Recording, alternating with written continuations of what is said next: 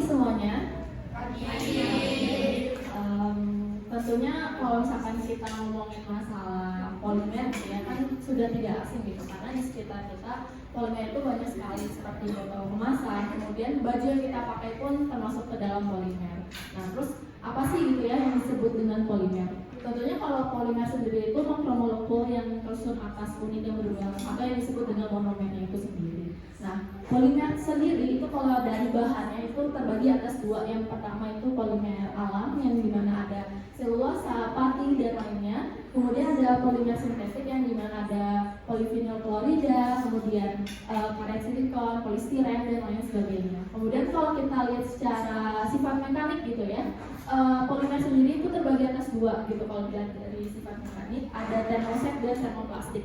Nah kalau misalkan perbedaannya apa gitu ya antara kedua ini, kalau termoplastik sendiri itu kalau dipakaskan akan meleleh dan menjadi polimer yang baru, sedangkan kalau termoset itu berupa resin dan dia nggak akan bisa menjadi polimer yang baru lagi. Nah kegunaannya untuk apa sih gitu ya di dalam material elektronik itu? Nah kegunaannya itu untuk isolator yang dimana ketahanan dan konduktivitas listriknya sangat tinggi gitu.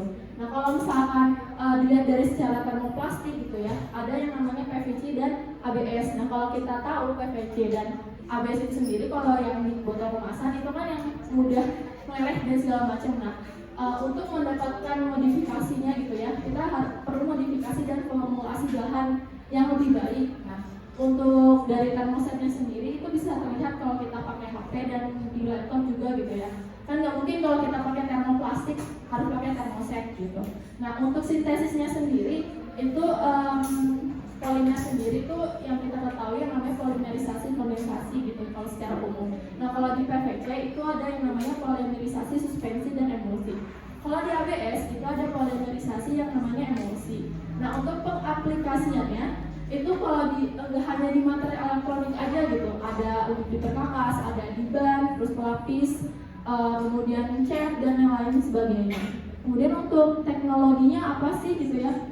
Perkembangan teknologinya sendiri itu sangat banyak sebenarnya gitu ya. Kalau misalkan kita lihat di dua kasus ini, itu peneliti sedang mengembangkan polimer gitu. Nah, ada yang namanya ETP atau teknik polimerisasi yang digunakan untuk poliamida dan polyester begitu. Nah, jadi makanya kenapa digunakan plastik gitu ya atau polimer sebagai material elektronik karena sebagai isolator.